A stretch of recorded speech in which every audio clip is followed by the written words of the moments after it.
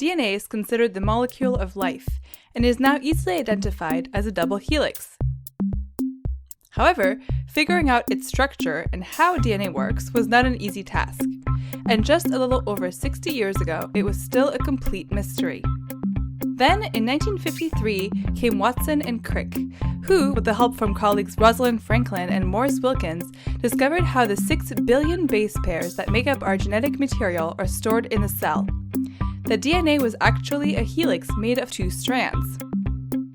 This DNA was passed on from generation to generation as a double helix. Specific DNA bases, which we call A-adenine, T-thymine, G-guanine, and C-cytosine, are found on both strands and pair with each other in a conserved way. A pairs with T and G pairs with C. Our DNA is made up of these 4 bases in a variety of different orders that code for all of life. This is an amazing fact. These 4 bases are the sole building blocks for our 6 billion bases genetic code, which defines our identity as humans and as individuals, our height, hair color, disease susceptibility, and much, much more.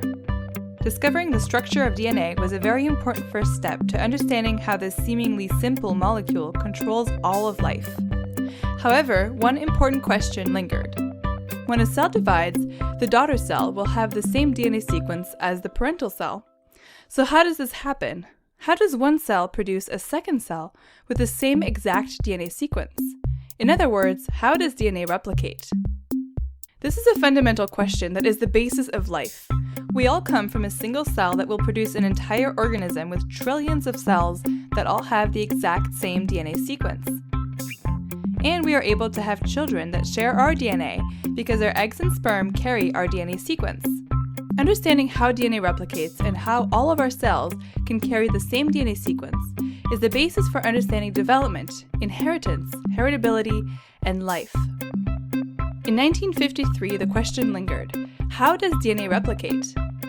There were a few theories, 3 actually.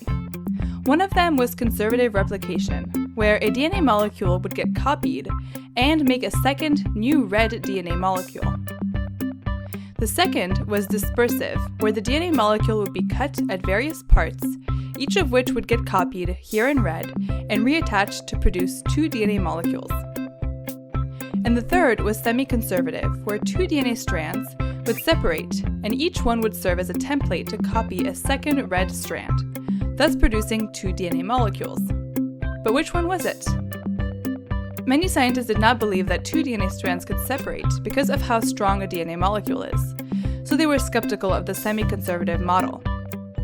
The only way to solve this was to create an experiment, to tell the new DNA strand from the old one. So 2 scientists, Matthew Meselson and Franklin Stahl, had an idea to design an experiment that would be known as the most beautiful experiment in biology. Their findings are published in their article titled The Replication of DNA in E. coli, published in May 1958 in the Proceedings of National Academy of Sciences. These scientists used bacteria to answer the question of DNA replication, since it could be easily grown in the laboratory. They grew the cells in the presence of a specific type of nitrogen, which is found in DNA that would make all of the DNA very heavy. They used centrifugation, which can separate things according to their weight. Initially, all of the DNA in the cell was heavy and was at the bottom of the tube, since it was grown in heavy nitrogen. Then they started growing these cells in the presence of light nitrogen, so all of the DNA made in subsequent cell divisions would be lighter.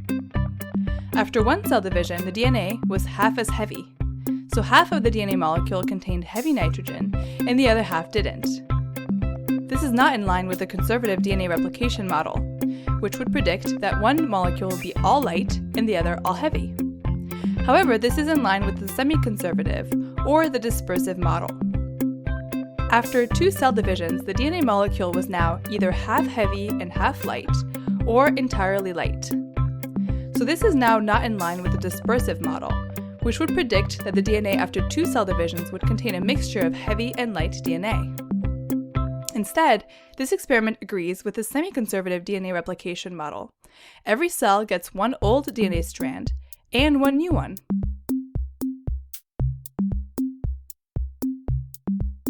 By discovering that two strands of DNA can separate and provide the template for the production of two new strands, Meselson and Stahl revolutionized genetics.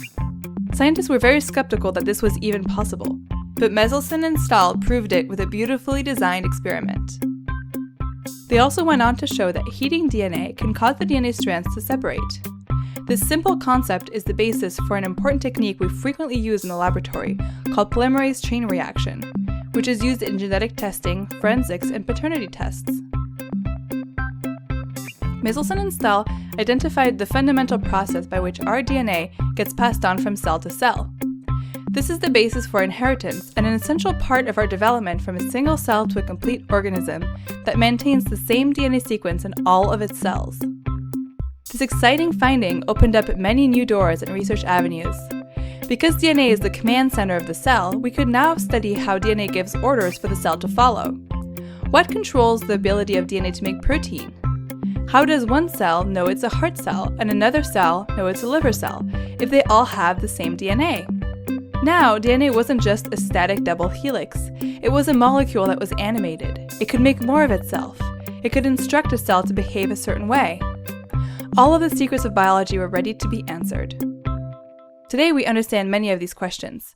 We know that the process of DNA replication is very complex, with many proteins coming together to make this happen, as well as proofreading and repair mechanisms to make sure that DNA is properly copied.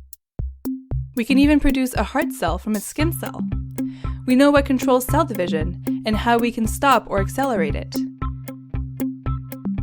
We know what sorts of things can cause mutations or changes in the DNA sequence, and how that influences cell behavior, such as in cancer.